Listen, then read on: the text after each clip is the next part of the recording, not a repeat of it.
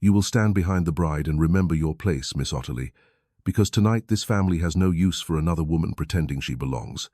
The words fell across the ballroom of Ashcombe with such precision that even the servants carrying silver trays seemed to slow their steps. Lady Corisande Ashcombe did not raise her voice. She did not need to. Her pale smile and perfectly arranged gloves carried the cruelty farther than a shout ever could. Ottilie Vale stood beside the tall windows, where the winter rain traced thin lines against the glass. She had been invited to Ashcombe not as a guest, but as a companion, a chaperone, a quiet presence meant to ensure that the young bride, Lady Beatrice Ashcombe, would never be left alone during the final days before her marriage. At least, that was the explanation given to her. The truth was spoken in the laughter that followed. Several ladies near the fireplace lowered their fans to hide their amusement. A gentleman beside the chandelier murmured something that made his companion smile. The orchestra continued its gentle music, but the room had already become a court, and Ottilie was standing before judges who had decided her worth before hearing her name. Lady Corisande lifted her champagne glass and looked toward the bride, who sat beneath the glow of the candles in her ivory gown. "You see, dear Beatrice," she said, her expression warm enough to deceive strangers, "it is important that young ladies understand the difference between being invited into a household, becoming part of it." The message was clear. Ottilie was not family. She was not equal. She was a useful shadow. And yet, none of them knew that hidden beneath the humiliation of that evening was a truth that would one day shake the entire Ashcombe family and force every other person in that ballroom to face what they had chosen to ignore. Before we return to the beginning of Ottilie Vale's story, tell us where you are listening from today. If you enjoy stories of forgotten voices, quiet courage, and justice rising against old power, please subscribe to the channel and turn on notifications so you never miss another tale. Your support helps us continue bringing these stories of dignity, resilience, and truth to life. The road that brought Ottilie to Ashcombe had begun years earlier, far away from the laughter of wealthy guests and the polished floors of noble houses. She had never dreamed of entering the world of dukes and duchesses. Her father had been a respectable solicitor in a small village near the edge of Kent, a man who believed that honesty mattered more than appearance. He had taught Ottilie to read legal papers before she was old enough to attend grand gatherings. He had shown her how numbers revealed hidden truths, how a person's character could often be found not in their promises, but in the records they left behind. When he died, he left behind little wealth, but he left behind something more valuable: knowledge. Ottilie had learned early that a woman without fortune needed another kind of strength. She needed patience, observation, the ability to remain calm while others underestimated her. For 3 years after her father's death, she had lived with her widowed aunt in a modest village house where winter winds entered through gaps in the old wooden frames. She helped manage household accounts, assisted families who could not understand legal documents, and learned the quiet discipline of making every coin serve a purpose. It was not the life of a lady in silk, but it was honest. Then came the letter from Ashcombe. Lady Beatrice Ashcombe was to marry soon, and because Ottilie had been educated and known to the family through distant connections, Lady Corisande requested her presence as a suitable companion. The invitation seemed generous. Ottilie had not known that some doors opened only because someone wished to place another person behind them. Ashcombe Manor stood above the countryside like a monument to another age. Its stone walls, dark windows, and carefully trimmed gardens spoke of generations who had measured life through inheritance and reputation. The first time Ottilie arrived, snow had covered the road. The carriage wheels had struggled through mud and ice before finally reaching the entrance. A servant opened the door, and warm air touched her face after hours of cold travel. Inside, everything seemed designed to remind visitors of rank. The dining room displayed a long table prepared for the evening meal. There were silver dishes, carved crystal glasses, roasted pheasant, delicate pastries, imported preserves, and porcelain bowls filled with fruits that had traveled farther than most people ever would. Ottilie noticed the contrast immediately. The household had enough warmth for everyone, but not everyone was allowed to feel it. Lady Corisande received her in the drawing room with a smile that never reached her eyes. The Duchess of Ashcombe had died several years earlier, leaving behind her husband, Duke Edmund Ashcombe, and 2 children. Lady Corisande had later married the Duke, becoming stepmother to Beatrice and her older brother, Lord Julian. The marriage had restored Lady Corisande's position among the highest circles of society, but society had rules, and Lady Corisande understood them better than anyone. She knew that a woman's influence came from controlling appearances. She knew that a household could be ruled without ever raising a voice. She knew that a whisper repeated often enough could become accepted as truth. Ottilie discovered this within her first week. The servants spoke carefully when Lady Corisande was nearby. Letters were delivered first to her study. Invitations were discussed behind closed doors. Even the Duke, a man respected throughout the county, often paused before disagreeing with his wife, not because he lacked intelligence, because he valued peace more than confrontation. That weakness would cost him dearly. Duke Edmund was not cruel. Ottilie realized that quickly. He was a man trapped by his own desire to avoid scandal. When his wife suggested something, he often accepted it because accepting was easier than asking questions. And Lady Corisande knew it. She knew exactly how much silence was worth. The reason behind Ottilie's presence at Ashcombe slowly became clearer. Lady Beatrice was 19 and preparing for marriage to a wealthy gentleman from London. The union would strengthen connections between families and secure the future of Ashcombe's influence. But Beatrice was gentle and easily guided. She trusted those around her. Lady Corisande wanted someone beside her who could control the young woman's movements, conversations, and impressions. Ottilie was chosen because she was respectable, and because she was powerless. At least, that was what Lady Corisande believed. The first warning came not from a noble guest, but from Mrs. Eliza Finch, an elderly housekeeper who had served Ashcombe for more than 30 years. One evening, while Ottilie walked through the corridor near the servants' quarters, she noticed Mrs. Finch quickly hiding a small envelope beneath a folded cloth. The older woman looked startled. "Miss Vale," she said quietly, "there are some things in old houses that remain buried because too many people benefit from the silence." Ottilie asked what she meant. Mrs. Finch looked toward the hallway before answering. "Nothing yet," she whispered.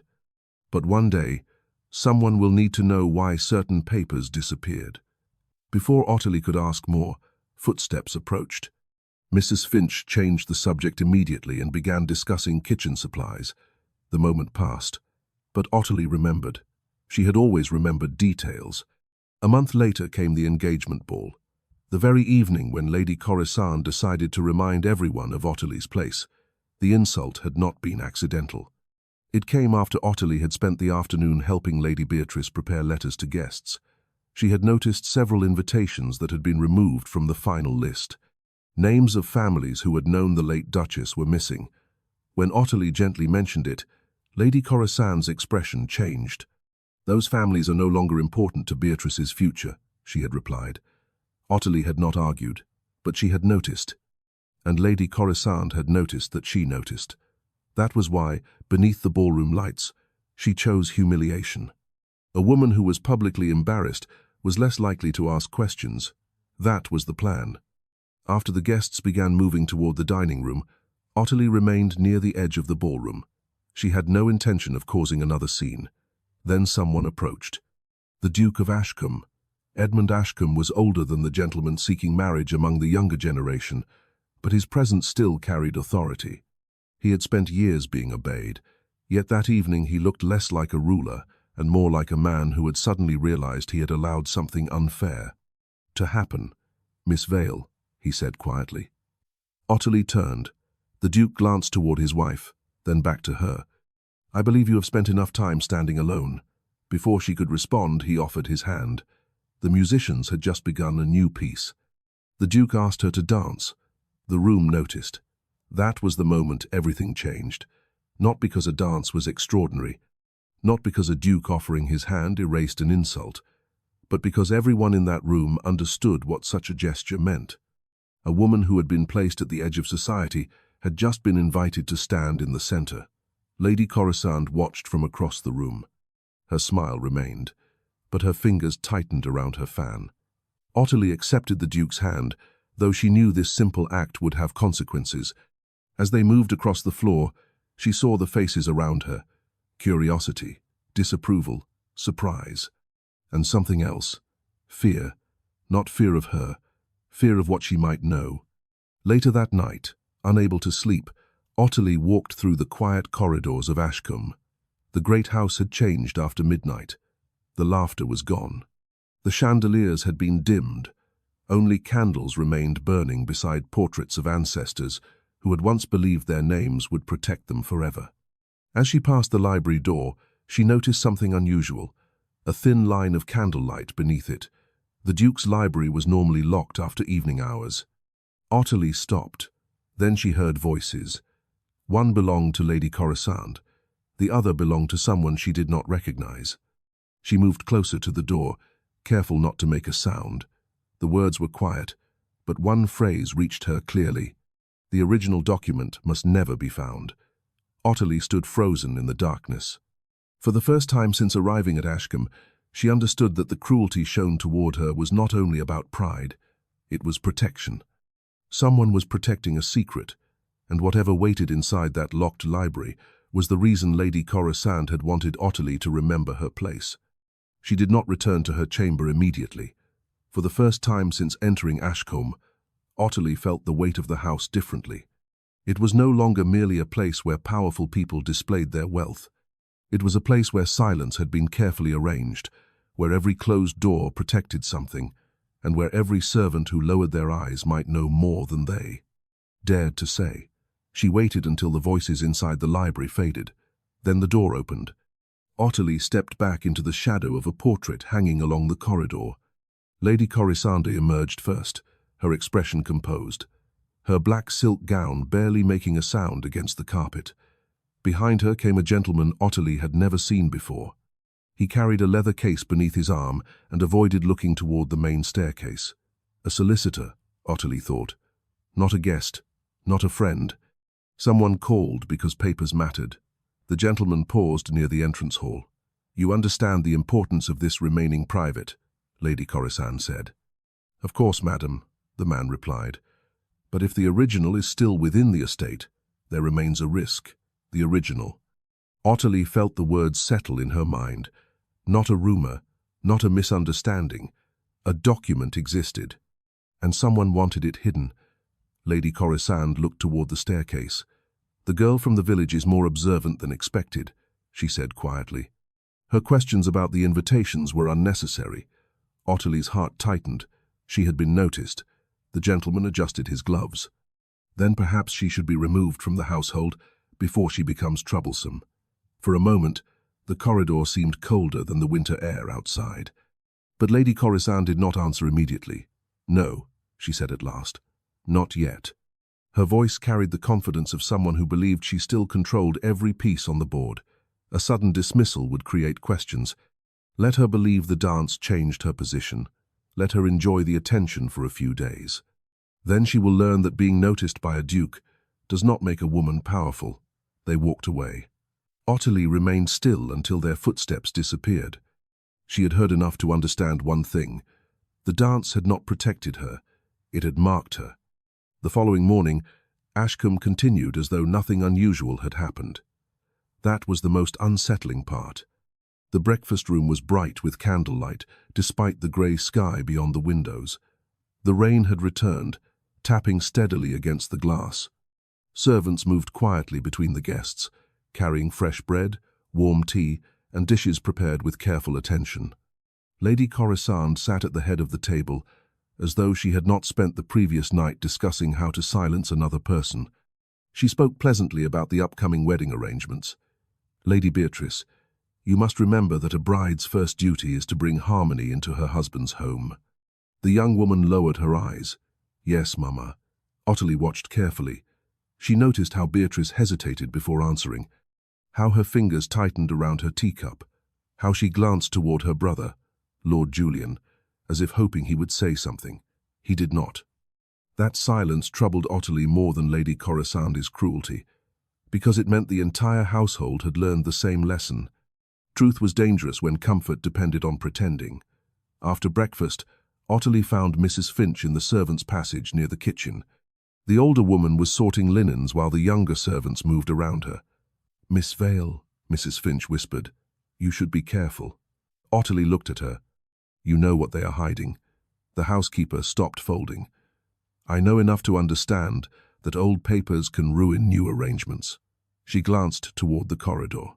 Years ago, before the Duke married Lady Corisande, there were matters concerning the late Duchess's estate, matters that were supposed to be settled fairly. And were they? Mrs. Finch looked down. "I was a servant. Servants were expected to hear nothing and remember less. But you remembered." The old woman gave a faint, sad smile. "That was my mistake." Ottilie softened. "No, that was your courage." Mrs. Finch looked surprised by the answer.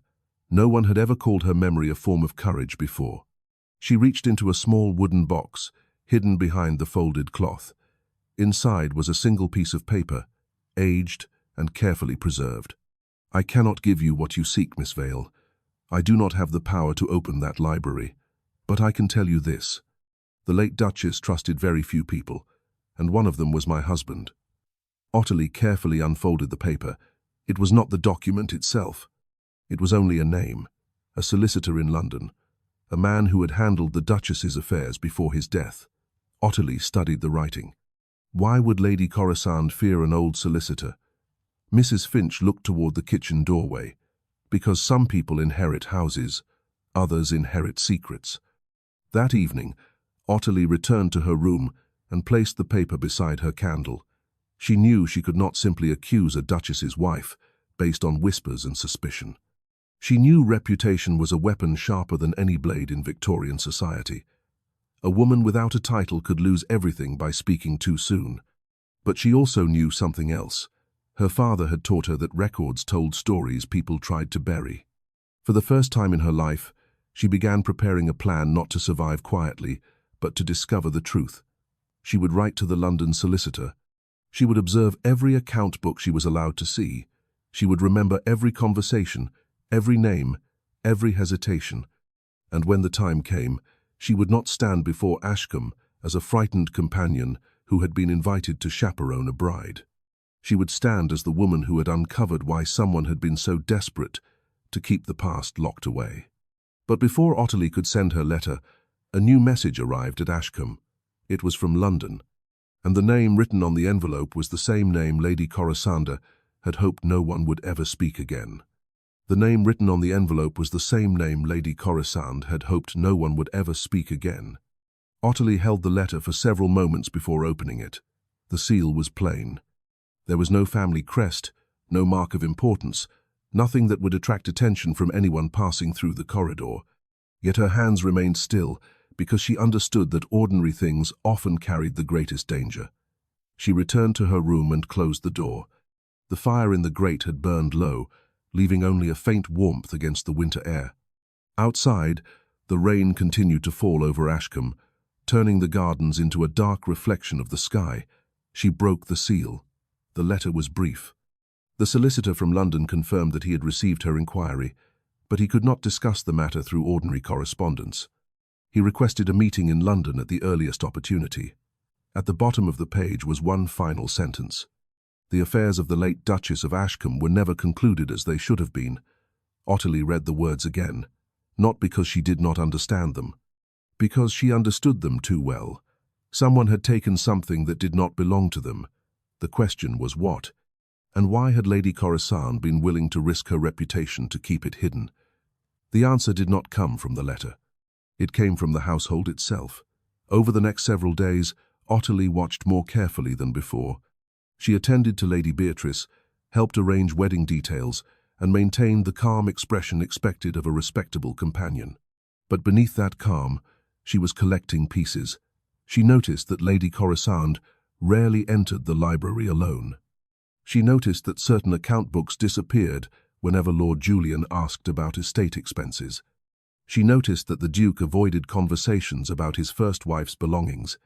Most importantly, she noticed that every person who knew something about the past had learned to fear speaking of it.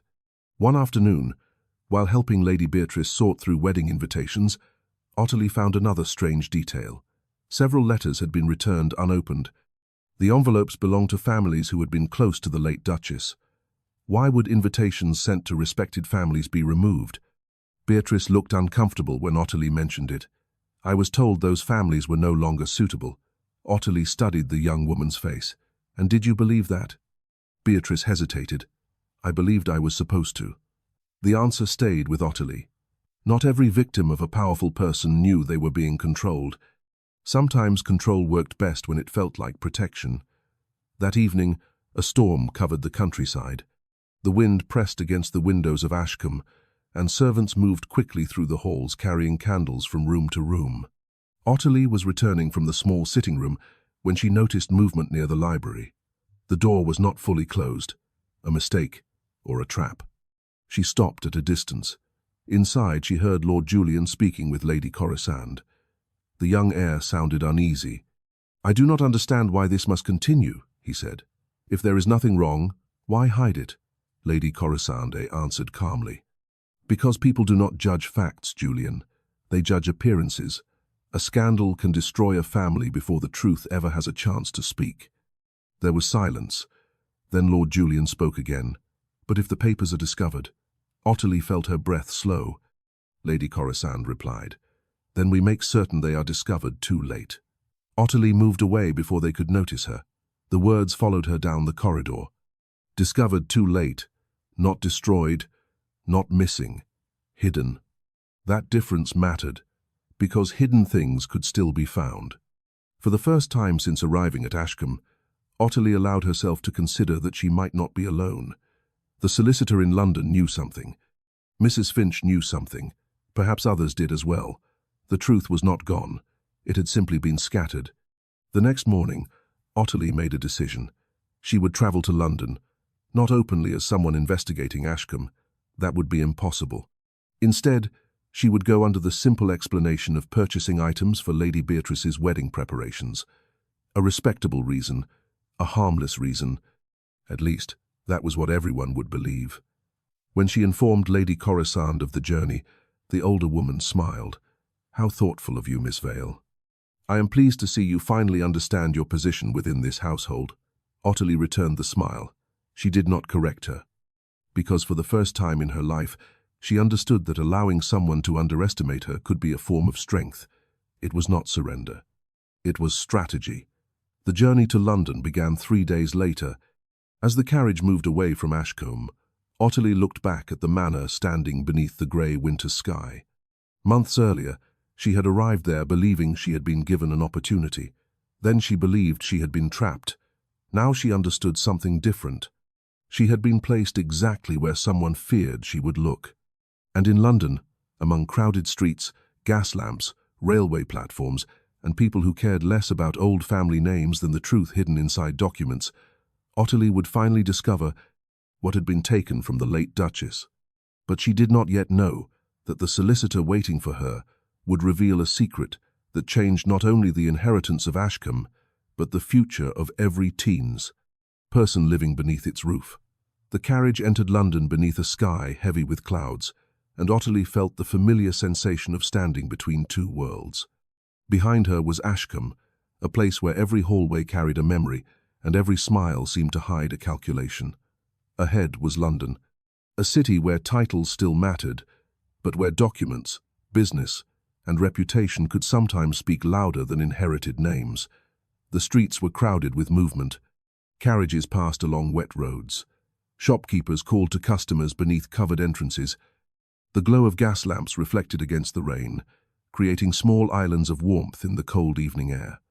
Ottilie had visited London before, but never like this. Before, she had come as a daughter accompanying her father. Now, she came alone. And for the first time in her life, she carried a secret she was determined to uncover. The solicitor's office was located above a modest building away from the grander streets where wealthy families displayed their influence. It was not an impressive place. There were no marble floors, no portraits of ancestors, no servants waiting beside the door. Ottilie found comfort in that. Truth, she had learned, did not always live in beautiful rooms. The solicitor who greeted her was an older gentleman named Mr. Edmund Harrow. His hair had turned silver, and his expression carried the careful patience of someone who had spent decades watching people reveal themselves through words. "Miss Vale," he said after she introduced herself, "I wondered whether anyone connected to Ashcombe would ever come." Ottilie remained composed. "You knew someone would." Mr. Harrow looked toward the window. "I knew someone should." He invited her inside. The room contained shelves filled with legal volumes, neatly arranged papers, and a locked cabinet against the far wall. Ottilie immediately noticed it. The cabinet had the same kind of lock she had seen on the small wooden box in Mrs. Finch's possession. Mr. Harrow noticed her glance. "Your father taught you to observe, did he not?" Ottilie was surprised. "How do you know that?" "Because your father was one of the few men I trusted with difficult matters." The answer changed something inside her. Her father had always felt distant since his death, a memory of lessons and kindness. But now she realized that his work had reached further than she understood. Mr. Harrow opened a drawer and removed a sealed envelope. "This was left with me by the late Duchess of Ashcombe." Ottilie did not move. "The late Duchess? She instructed me that it should only be delivered to someone who could prove two things." "What things?" "That they valued truth above comfort, and that they were willing to stand against a powerful name." The room became silent, not empty silence. The kind of silence that came before a life changed forever. Ottilie accepted the envelope. Inside was not the original will, not yet. Instead, there was a list, names of accounts, dates, payments, and one entry repeated several times. "A trust created for Lady Beatrice Ashcombe."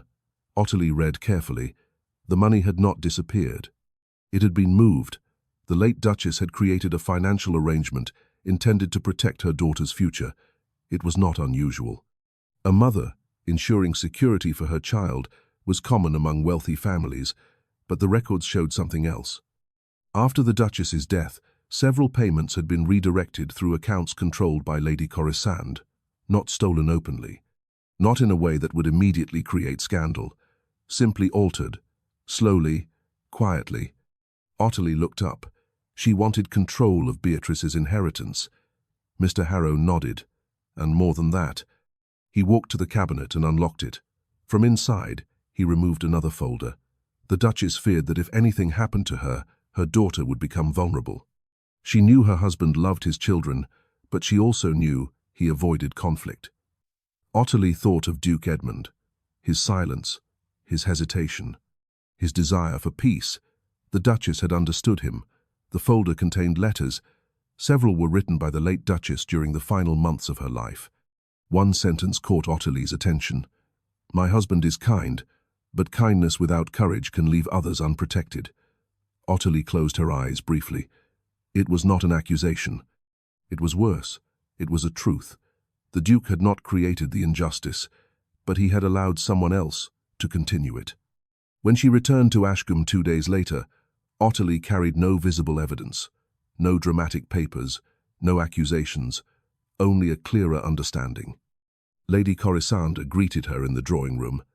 "I hope London reminded you how small country matters truly are." Ottilie smiled politely. "London reminded me that even small matters leave records." For the first time, Lady Corisande's expression changed, only for a moment, but Ottilie saw it. The woman who had controlled an entire household through confidence and appearance had revealed something: concern. That evening, Ottilie noticed another change. A servant approached her quietly near the staircase. It was Thomas, a young footman who rarely spoke unless spoken to. "Miss Vale." She stopped. "Yes?" "I heard something." Ottilie looked around. "From whom?" Thomas hesitated. "From the old steward's room. They were discussing removing certain account books before the wedding guests arrive." "Whose voices?" The footman swallowed. "Lady Corisande's and Lord Julian's." Ottilie thanked him and dismissed him before anyone noticed. Another piece, another thread. The truth was beginning to form, but so was the danger. Because Lady Corisande was no longer simply hiding the past, she was preparing for the future. And Ottilie understood that the wedding celebration, once meant to unite two families, might become the very stage where Ashcombe's deepest secret would finally be exposed.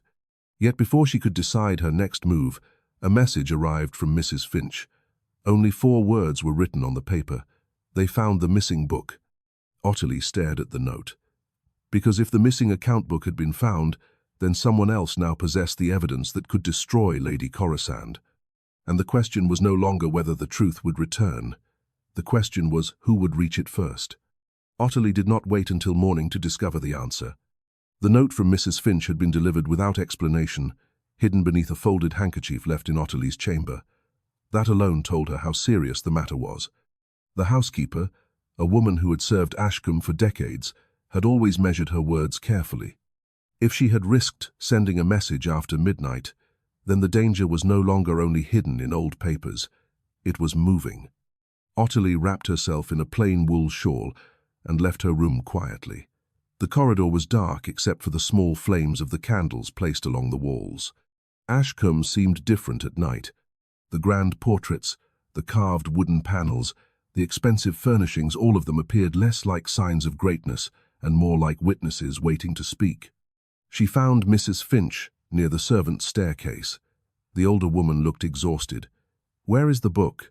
Ottilie asked. Mrs. Finch glanced behind her before answering. The old steward kept it hidden behind a false panel in his office. He believed no one knew. And now? Now Lady Corisande knows. Ottilie felt the meaning immediately. How? The housekeeper lowered her voice. Because the steward's son was seen carrying it toward the library, the same library where the original document was hidden, the same library where conversations had been held behind locked doors. Ottilie looked toward the upper corridor. Then it has not disappeared. No. Mrs. Finch's hands trembled slightly. But I fear it will. For the first time, Ottilie saw fear openly on the older woman's face, not fear for herself. Fear for what would happen if the truth vanished again. "Miss Vale," she whispered, "you must understand something. Lady Corisande does not only protect her position, she protects the story people believe about her." Ottilie remained silent, because she understood.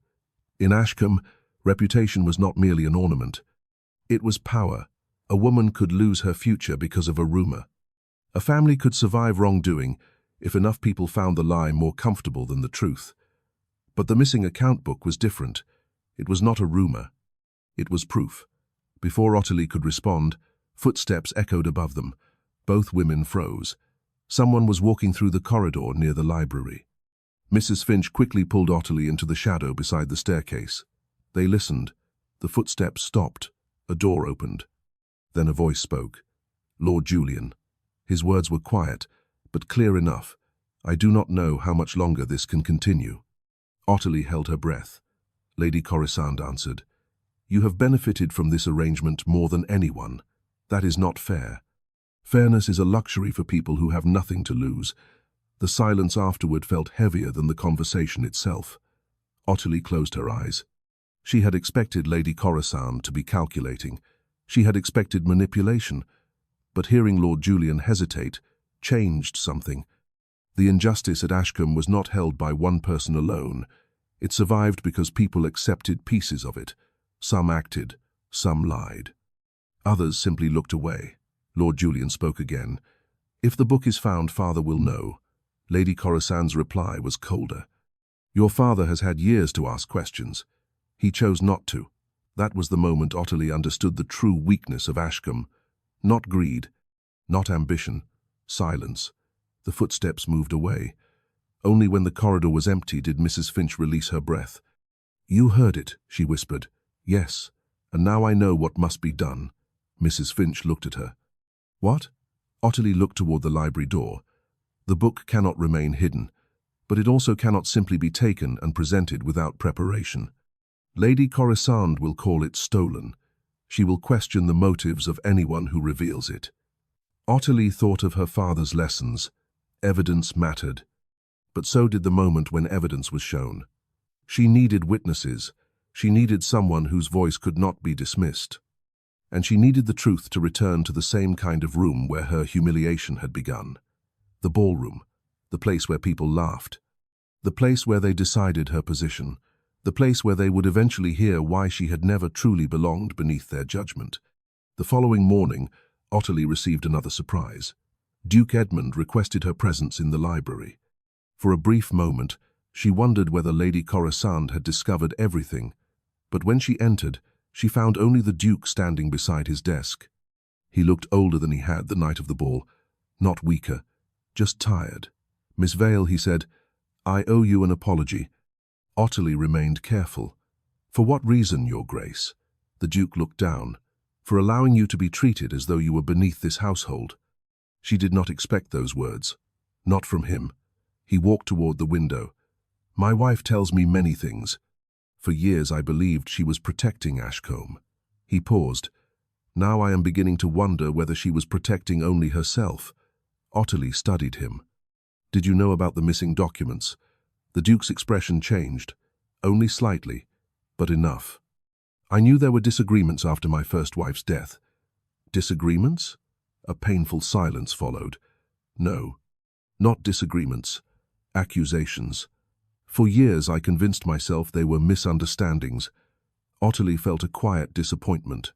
Because she saw the truth now. The Duke was not the villain, but he had been part of the reason the injustice survived.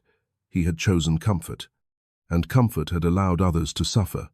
"Your Grace," she said carefully, "sometimes the absence of cruelty is not the same as the presence of justice." The Duke looked at her, and for the first time, he did not appear like a man defending his household. He appeared like a man finally seeing it clearly. Before their conversation could continue, a servant entered with a message. The wedding preparations would be reviewed that evening. Lady Corisande had arranged a gathering, a private gathering. Ottilie understood immediately. The timing was too perfect. The account book had been discovered. The solicitor had revealed the truth. And now Lady Corisande was preparing her next move. Whatever happened in that room would decide whether Ashcombe's secret remained buried, or whether the family would finally be forced to face what had been hidden for years. The private gathering was held that same evening in the smaller drawing room, a place Lady Corisande preferred because it allowed her to control who entered and who remained. Outside, the room was warm from the fire, yet Ottilie felt the same cold that had followed her since the night of the ball. Not the cold of winter, the cold of knowing someone was preparing to take something away. Lady Corisande sat near the fireplace wearing a deep blue gown, her posture perfectly arranged. Beside her sat Lord Julian, silent and uncomfortable. Lady Beatrice remained near the window, looking toward the gardens where rain continued to fall over the dark fields. The Duke entered last. That alone told Ottilie something had changed. Normally, Lady Corisande would have controlled the beginning of such a meeting, but tonight she waited for her husband. Duke Edmund looked around the room. "I understand there has been confusion regarding certain household records." Lady Corisande gave a small smile. "Not confusion, Edmund. Only unnecessary concern from people who do not understand how complicated estate matters can become." Her eyes moved toward Ottilie, especially those who arrive from outside and begin asking questions. The accusation was gentle. That made it more dangerous. Ottilie did not react. Years earlier, she might have defended herself immediately. She might have explained every action and every question, but she had learned something at Ashcombe. A person who wanted the truth did not need to speak first. They needed to listen. The Duke looked toward her. "Miss Vale, my wife believes you have taken an interest in matters that do not concern you." Ottilie met his gaze. "I believe anything involving the future of Lady Beatrice concerns anyone who has been asked to protect her." Lady Corisande's expression tightened. "Protect her? How noble." She leaned forward slightly. "Yet I wonder whether your concern comes from loyalty or ambition." The room became silent. Lady Beatrice looked shocked. "That is unfair, Mamma." Lady Corisande turned toward her. "My dear child, you are young. You do not understand how easily people can mistake kindness for opportunity." Ottilie felt the old wound open.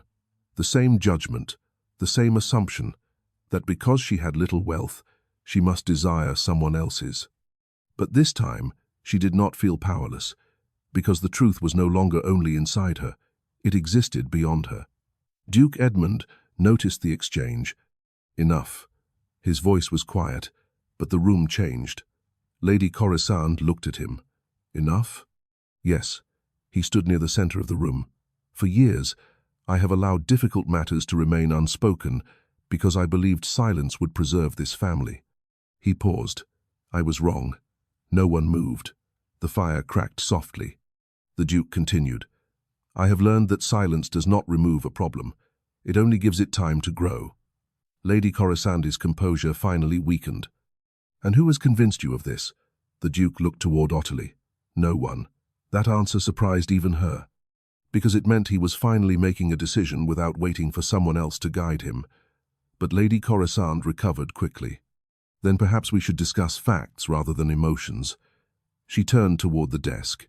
"The estate accounts are in order. The wedding preparations continue. The only disturbance has been created by misplaced suspicion, a reasonable argument, almost convincing. That was why Ottilie had to be careful. Because Lady Corisande was not powerful because she shouted. She was powerful because she sounded reasonable." Ottilie stepped forward. "Then perhaps facts are exactly what we need." Every person in the room looked at her. She continued calmly, "I have no wish to accuse anyone without evidence." A pause. "But I believe the evidence should be allowed to speak." Lady Corisande's eyes narrowed. "What evidence?" Ottilie looked toward the door. Before she could answer, it opened. Mrs. Finch entered. The older woman immediately lowered her head. "Your Grace." Lady Corisande stood. "Why is a servant interrupting a private family discussion?" Mrs. Finch's hands shook. "Because some truths remain servants' burdens for too long." The words were quiet, but they carried weight. She approached the desk and placed a worn leather ledger upon it. The missing account book. No one spoke, not even Lady Corisande. For the first time, Ottilie saw genuine fear cross her face. The Duke stared at the ledger. "Where did you find this?" Mrs. Finch looked down. "I did not find it, Your Grace. A servant boy found it years ago. And I kept it because I feared what would happen if I gave it to the wrong person." The Duke touched the cover. Years.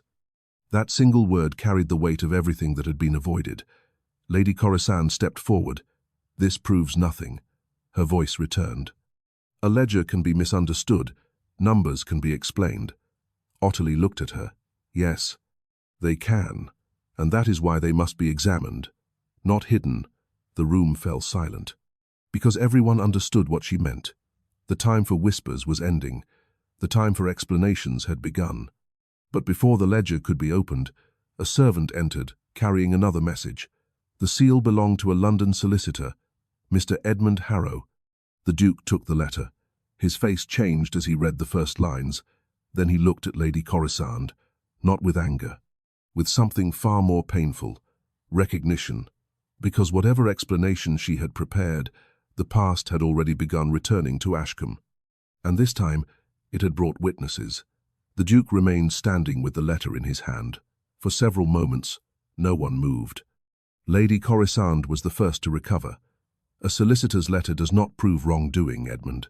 Her voice was controlled again, but Ottilie noticed the difference. Before, Lady Corisande had spoken as though the entire room belonged to her. Now, she spoke as though she needed to convince it. The Duke unfolded the letter once more. "Mr. Harrow requests a meeting regarding the late Duchess's financial arrangements." Lady Corisande gave a small laugh. "Financial arrangements from years ago. Surely you do not intend to reopen old family matters because of the words of a solicitor who was not present in this household." Ottilie looked at the ledger on the desk. That was precisely what Lady Corisande had always depended upon. Time. Years passing. People forgetting. But the past had not disappeared. It had simply been waiting. Duke Edmund looked toward Mrs. Finch. "You said this book was kept hidden." The housekeeper lowered her head. "Yes, Your Grace." "Why?" Mrs. Finch hesitated. "Because when the late Duchess died, I heard arguments. Arguments about what belonged to Lady Beatrice. Arguments about what had been promised. And arguments about what should never be questioned." The Duke closed his eyes briefly. The pain on his face was not anger, it was regret. A heavier emotion. Because he was beginning to understand that he had not merely failed to discover the truth, he had created the space where falsehood could survive. Lord Julian finally spoke. "Mother, is this true?" Lady Corisande turned sharply. "Be careful, Julian." That warning carried more than a command. It carried disappointment, as though she could not believe he had chosen to question her. Lord Julian looked at his father. "I have spent years believing everything was done for the good of this family." The Duke looked at him. "And now?" The young man looked toward the ledger. "Now I wonder whether we protected the family name by sacrificing the people who carried it." No one answered. The room became still, not empty silence. The kind of silence that came when a family realized the thing holding them together had also been the thing hiding their wounds. Lady Corisande stood. "This is becoming absurd." She reached toward the ledger. A servant's discovery, a solicitor's letter, and the opinions of a young woman who has been here only a short time. "You are all prepared to damage this family based on suspicion." Ottilie watched her carefully. There it was, the final defense. Not denial, not explanation. Attack. Lady Corisande was trying to make the question about who had spoken instead of what had been done. But this time, the truth had too many voices. Duke Edmund placed his hand over the ledger. "No one touches this until Mr. Harrow arrives." Lady Corisande stared at him. "You are taking her side." The Duke looked toward Ottilie. "No. I am taking the side of finding out what happened." The answer was simple, and because it was simple, it carried more power than an argument. The next morning, Mr. Harrow arrived at Ashcombe. He did not come alone. With him was another person. A woman in her late 50s, dressed modestly but with unmistakable dignity. Ottilie recognized the type immediately. Not wealthy, not titled, but someone who had spent a lifetime being respected. Mr. Harrow introduced her, Mrs. Eleanor Whitby, the late Duchess's former companion. Lady Corisande's face changed, only briefly, but it was enough. Ottilie saw it. Mrs. Whitby had been someone Lady Corisande believed was gone. The woman looked around Ashcombe with sadness. "I hoped I would never need to return here." The Duke stepped forward. "Why have you come now?" Mrs. Whitby looked at him. "Because I was asked to wait until someone brave enough to search for the truth arrived." Her eyes moved toward Ottilie. "And because the late Duchess believed there would one day be a person who valued justice more than comfort." Ottilie felt the weight of those words. The Duchess had not known her, had not known her name, but she had known that someone would need to stand where others had refused. Mr. Harrow opened the ledger. The pages revealed what Ottilie had already suspected.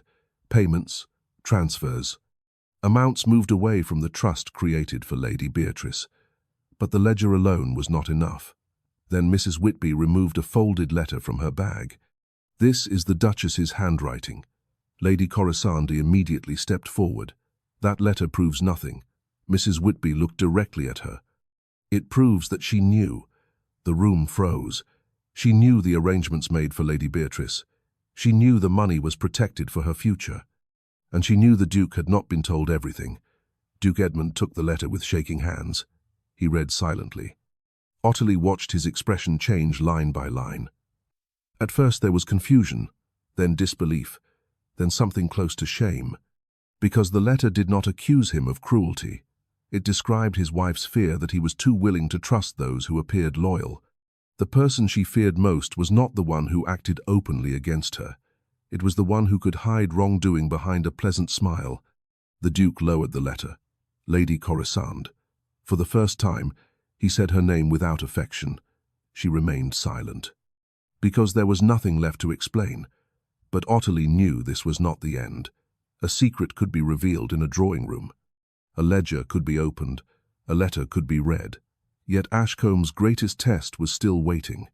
The truth would need to survive before the same society that had laughed at Ottilie. And Lady Corisande, realizing she could no longer control the quiet rooms of Ashcombe, made the only choice left to her. She would take the matter to the place where reputation mattered most. The ballroom. The ballroom. Lady Corisande chose the very place where Ottilie had first been diminished because she understood one simple truth. People remembered humiliation. They remembered laughter. They remembered who stood at the edge of the room and who stood at the center. And she believed that if she controlled the room again, she could control the story. The gathering was announced as a final celebration before Lady Beatrice's marriage. Invitations were sent throughout the county. Families who had known Ashcombe for generations arrived beneath the glow of chandeliers and candlelight. The ballroom was filled with familiar signs of wealth. Silk gowns swept across polished floors. Pearls rested against elegant necklines. Gentlemen adjusted their gloves while servants carried trays of delicate pastries, preserved fruits, and fine wines. Everything appeared unchanged, but it was not, because this time Ottilie did not enter as someone hoping to be accepted. She entered knowing the truth, and she was not alone. Duke Edmund stood beside her. Mr. Harrow was present. Mrs. Whitby was present. And Mrs. Finch, the woman who had spent decades serving quietly beneath people who never considered her voice important, stood near the entrance with her head raised. Lady Corisande noticed. Her expression hardened. "You have brought servants into a family gathering." The Duke looked at her. "No, I have brought witnesses." The words carried across the ballroom. Several conversations stopped. People turned. The same guests who had once watched Ottilie receive a cruel remark now watched Lady Corisande face questions she could no longer dismiss. She recovered quickly. "My dear friends," she said, turning toward the guests, "I fear there has been a misunderstanding."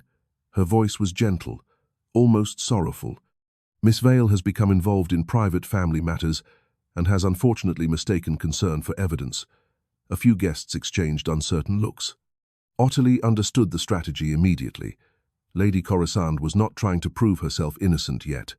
She was trying to make everyone doubt Ottilie first, because reputation was often destroyed before facts were ever examined. But before Lady Corisande could continue, Duke Edmund stepped forward. That is not what happened. The room became silent. He had rarely contradicted his wife publicly. Everyone knew it. That was why his words mattered. "For years I allowed myself to believe that avoiding conflict protected Ashcombe." He looked around the ballroom. "I was wrong." Lady Corisande's face changed. "Edmund, no." The Duke's voice remained calm. "This family has carried a false appearance for too long." Mr. Harrow opened the leather case he carried. The original records were placed on a table near the center of the room, not hidden, not locked away, not protected by private conversations, public, exactly where the first humiliation had occurred. Ottilie watched the guests lean closer. Curiosity was stronger than politeness now. Mr. Harrow explained the documents carefully. He did not accuse with emotion. He presented facts. The trust established for Lady Beatrice, the changes made afterward, the accounts that showed money redirected, the letters that confirmed the late Duchess had attempted to protect her daughter. Then Mrs. Whitby stepped forward. Her voice was quieter than the others. But the ballroom listened. The late Duchess did not fear poverty. She did not fear losing influence. She feared that after her death, her daughter would have no one willing to question what was being done in her name. Lady Beatrice looked down. Tears appeared in her eyes, not because she had lost something, because she realized something had been taken from her before she was old enough to understand it. Lady Corisande finally spoke. "Enough." Her voice was sharper now. "You all speak as though I acted alone." She turned toward the Duke. "Did you not sign those documents?" The question struck harder than an accusation, because it was true. The Duke had signed papers. He had trusted. He had failed to ask enough questions. The room waited. And for a moment, Ottilie wondered whether this would become another example of power protecting itself. But Duke Edmund did not hide. "Yes, I signed them." The answer surprised everyone, including Lady Corisande, but I signed them believing I was protecting my daughter. I did not sign them knowing I was allowing her security to be taken away. That distinction mattered, not because it erased his failure. It did not. But because he finally accepted responsibility. The ballroom remained silent. No laughter, no whispers. Only the truth standing in the same place where judgment had once stood. Then came the moment no one expected. Lord Julian stepped forward. His face was pale. I knew some of it. The admission fell heavily. Mother told me it was temporary. She told me everything would be corrected later. He looked toward his sister. I believed her because believing her was easier than questioning her. Lady Corisande stared at him. "You would betray me?" Julian shook his head. "No, I would stop betraying the truth." The words moved through the room. because they came from someone who had benefited from silence, and who had finally chosen to break it. Lady Corisande looked around. For the first time, she was no longer the woman controlling the room. She was the person standing in the middle of it, the person everyone was watching, the person whose reputation was no longer protected by whispers. But the consequences of that night would not come from anger or revenge. They would come from society itself. The invitations that had once arrived every week would slowly disappear. The families who had admired her confidence would begin avoiding her presence. The doors that had always opened would begin closing. And Lady Corisande, who had spent years controlling who belonged inside Ashcombe, would finally understand what it meant to be left outside. After the guests departed, Ottilie remained alone for a moment in the ballroom. The candles were lower, the music had ended. The room where she had once felt invisible now felt different, not because she had gained power, but because she had discovered she never needed permission to possess dignity. The following morning, she returned to the village road outside Ashcombe for the first time since arriving at the estate. She looked back at the manor. The house was the same, the stones were the same, the windows reflected the same winter sky, but she was not the same woman who had entered those doors, believing she had been invited only to stand behind someone else. For the first time in her life, Ottilie understood that belonging was not something granted by people with titles. It was something built through courage, truth, and the choices a person made when no one was watching. And yet, one final conversation remained. Because Lady Corisande had asked to speak with her, not as a duchess, not as the woman who had humiliated her, but as someone who had finally lost the ability to hide, Ottilie found Lady Corisande in the garden the following afternoon. It was the only place in Ashcombe where voices seemed to become softer. The paths were covered with fallen leaves, and the bare branches moved gently beneath the winter wind. Here, unlike the ballroom or the library, there were no servants waiting nearby, no guests watching, no audience to impress. The garden had always been the one place where truth could exist without performance. Lady Corisande stood near the stone bench overlooking the fields. She was not dressed for a public appearance. There was no elaborate jewelry, no carefully chosen gown, only a dark wool cloak and the tired expression of someone who had spent the night discovering that control could disappear faster than it had been gained. Ottilie approached. Lady Corisande did not turn immediately. "I suppose you have come to see whether I have finally fallen." The words were bitter. Ottilie stopped a few steps away. "No, I came because you requested this conversation." A faint smile appeared. "Still careful, still polite. You were always different from the others." Ottilie remained silent. Lady Corisande looked toward Ashcombe Manor. "Do you know what I learned when I first entered this family? That kindness is rarely rewarded." Her voice carried no anger now, only memory. "I was not born into the world you entered.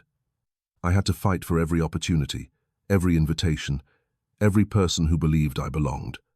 Ottilie listened, because she understood something important. Understanding a person's wounds did not mean excusing what they had done. Lady Corisande continued. "When I married the Duke, I thought I had finally secured a place where no one could remove me. Then I discovered that a household built on inheritance has little patience for women who are not born into it." She looked down. "So I learned to control what I could.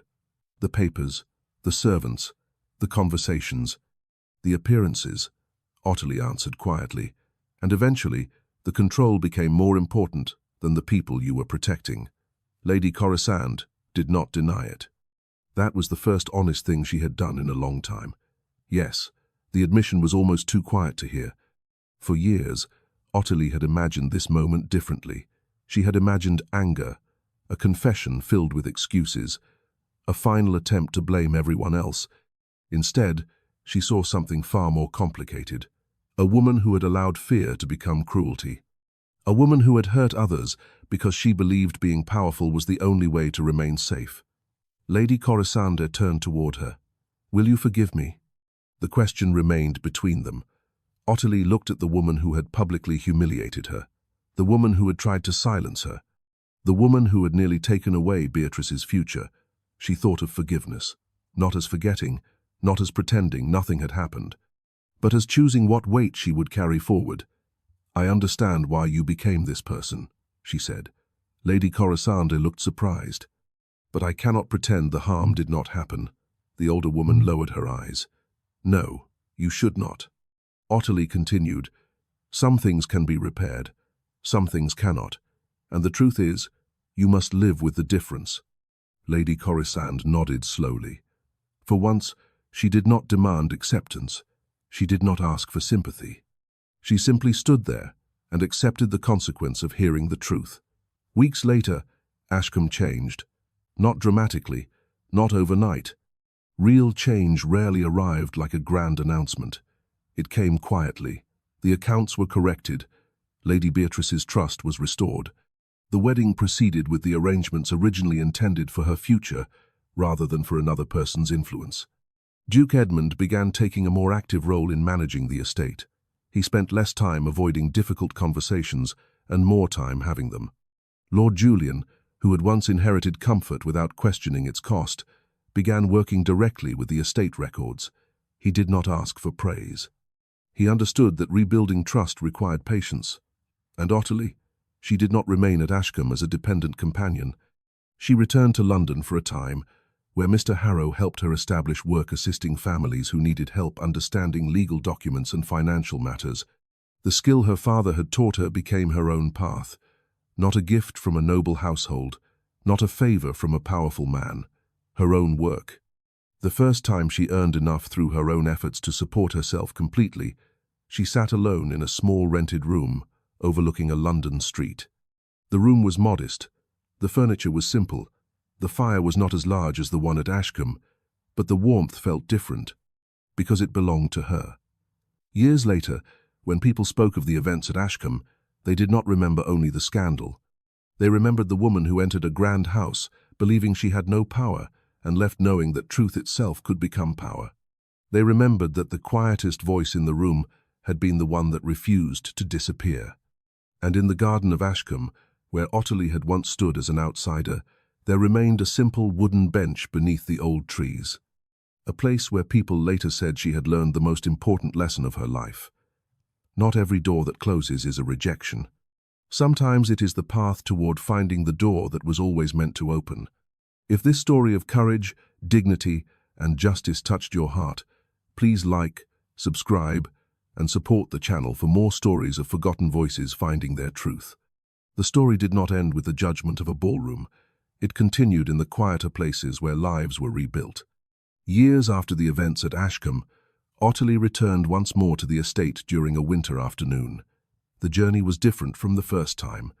She no longer arrived carrying uncertainty. She arrived as a woman whose work was respected, whose opinions were requested, and whose name was spoken with admiration rather than curiosity. The manor remained surrounded by the same cold fields and the same old trees. The stone walls still carried the memory of generations who had believed that power came only from birth. But inside those walls, something had changed. The servants were treated with greater respect. The estate accounts were reviewed openly. Questions were no longer considered acts of disloyalty. They were considered signs that people cared. Lady Beatrice, now married and settled into her own household, often wrote to Ottilie. Their friendship had survived because it had never been built on rank. It had been built on trust. One winter evening, as snow began to fall over Ashcombe, Ottilie stood in the garden where she and Lady Corisande had once spoken. She remembered the young woman who had arrived there believing she needed approval from people with titles. She remembered the moment she had discovered something greater. A person's worth was not granted by a room, not by a family name, not by the opinions of those who laughed when they believed someone had no power. It was carried within. The candlelight from the manor windows stretched across the garden path, warm against the darkness outside. And for the first time, Ottilie understood that she had not lost her place at Ashcombe. She had found her own. Because justice was not always the moment when the guilty were exposed. Sometimes justice was the quiet life that followed, built by someone who refused to let cruelty define her future. And the woman who had once been asked to stand behind the bride became the woman whose courage taught an entire family what it meant to truly belong. The lesson was not forgotten. It was carried forward by those who had witnessed the change and by those who had once believed that silence was the safest choice. When Ottilie returned to London, she continued the work that had slowly become her purpose. She assisted families who struggled with legal documents, inheritance arrangements, and financial matters that were often hidden behind complicated language. Many of those who came to her were women who had been told they did not understand such things, women who had been advised to trust without question, women who had been reminded that obedience was more valuable than knowledge. Ottilie never promised them that the world had suddenly become fair. She simply taught them what her father had once taught her. Records mattered, questions mattered, a person's voice mattered. One afternoon, a young woman arrived at Ottilie's office carrying a small bundle of papers tied with faded ribbon. She explained that her family believed she had no claim to anything because she was a daughter rather than a son. Ottilie listened quietly. Years earlier, she might have felt only the pain of recognizing her own past. Now, she felt something different: purpose. She carefully examined the papers, asked the necessary questions, and began the work of uncovering what had been overlooked. Not with anger, not with revenge, with patience. Because she had learned that truth did not need to shout, it only needed someone willing to protect it. Meanwhile, at Ashcombe, the family continued to change in ways no one would have expected. Duke Edmund spent more time among the people who worked on the estate. He visited the village more often. He listened to concerns that would once have been dismissed as matters beneath his attention. It was not a transformation created by one apology. It was created by years of choosing differently. Lady Beatrice visited Ottilie in London several times, and on one such visit, the two women walked beside the river as evening approached. "Do you ever regret leaving Ashcombe?" Beatrice asked. Ottilie considered the question. She remembered the ballroom, the whispers, the moment she had stood alone while others decided what she deserved. Then she looked at the life she had built. "No," she answered. "I regret only the years when I believed I needed someone else's permission to become who I was meant to be." Beatrice smiled. "You know, when you first arrived, I thought you were there to guide me." Ottilie looked at her. "And now? Now I think you showed me how to stand." The answer stayed with Ottilie long after they parted, because sometimes the greatest changes did not come from defeating an enemy. They came from helping others find the courage that had been hidden inside them all along. Years later, visitors to Ashcombe still heard stories about the evening when a woman who had been treated as an outsider stood in the center of the ballroom and allowed truth to speak. Some remembered the documents, some remembered the witnesses, some remembered the downfall of a reputation built on secrecy. But those who understood the meaning of that night remembered something simpler. They remembered Ottilie Vale. They remembered that she had entered Ashcombe without a title that could protect her, without wealth that could defend her, without a powerful family name behind her. And yet, she had possessed something far more difficult to take away: the courage to know her own worth. The old ballroom remained part of Ashcombe. The chandeliers still hung from the ceiling. The polished floors still reflected candlelight during gatherings. But the room carried a different meaning. It was no longer only a place where people judged one another. It had become a reminder that every voice, even the quietest one, could change the course of a family. And beneath the winter trees in the Ashcombe garden, where one woman had once stood uncertain of where she belonged, there remained a simple truth passed from one generation to another. A person's place is not given by those who doubt them. It is built by those who refuse to surrender themselves. And Ottilie carried that truth with her, long after the doors of Ashcombe had closed behind her. There were moments, even years later, when she remembered the first evening in the ballroom. She remembered the laughter that had followed Lady Corisande's words. She remembered the feeling of standing among people who had already decided she was insignificant. But she also remembered the moment when everything changed. Not because a duke offered his hand, not because a powerful person finally noticed her. It changed because she accepted that her dignity had never belonged to them. That realization became the foundation of everything that followed. One spring morning in London, Ottilie received a letter from Ashcombe. She expected news of the estate. Instead, she found a message from Duke Edmund himself. He wrote that he had discovered an old collection of letters belonging to the late Duchess. Among them was a note addressed to any person who might one day uncover the truth about the missing accounts. Ottilie read the letter carefully beside the window of her office. The Duchess had written that families were not protected by hiding their faults. They were protected by having the courage to correct them. The words remained with Ottilie, because they proved something she had always believed. The truth was never only about exposing what was wrong. It was also about creating something better afterward. Later that year, Ottilie returned to Ashcombe for a small gathering. It was not a grand ball. There were no elaborate decorations, no attempt to impress society. The evening was simple. The household gathered in the same ballroom where everything had once begun. But this time, the room felt different.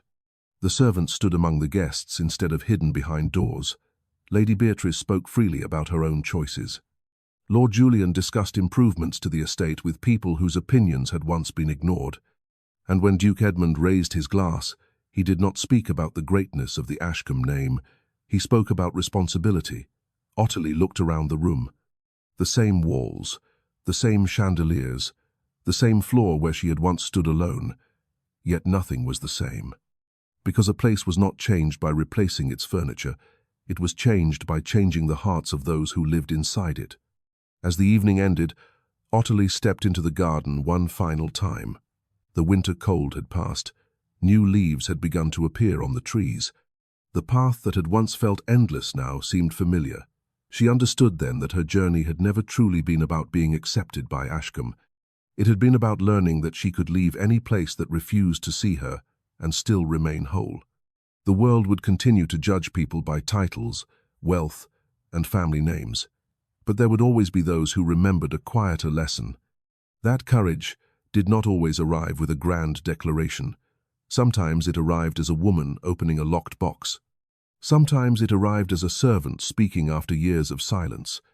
Sometimes it arrived as someone standing alone in a crowded room and refusing to believe they were worth less. And that was the legacy Ottilie Vale left behind. Not a title, not a fortune, a truth, a truth. And that truth continued to travel beyond the walls of Ashcombe. Years after the events that had changed the family, a small parcel arrived at Ottilie's London office. Inside was an old notebook belonging to Mrs. Finch, who had spent her final years recording memories of the household she had served. Ottilie opened the worn pages carefully. There were no accusations inside, no bitterness, only names, dates, and moments that proved how easily ordinary people could disappear when powerful voices decided they did not matter. At the end of the notebook was a short message written for Ottilie. You taught us that being unseen is not the same as being without value. She sat quietly for a long time after reading those words, because she knew the truth was not only the thing she had uncovered, it was the courage that passed from one person to another after it was revealed. The servant who finally spoke, the daughter who learned to question, the father who accepted responsibility, the woman who stopped measuring herself by the approval of others. That was what remained after the scandal faded and the whispers of society moved on to other names. Not the shame, not the judgment, the change. And whenever Ottilie later walked through crowded London streets beneath the glow of gas lamps, she remembered the cold evening when she had first arrived at Ashcombe, believing she had been brought there only to stand behind someone else. She knew now that every closed door had taught her something. Every insult had revealed something. Every moment of silence had shown her why a voice mattered.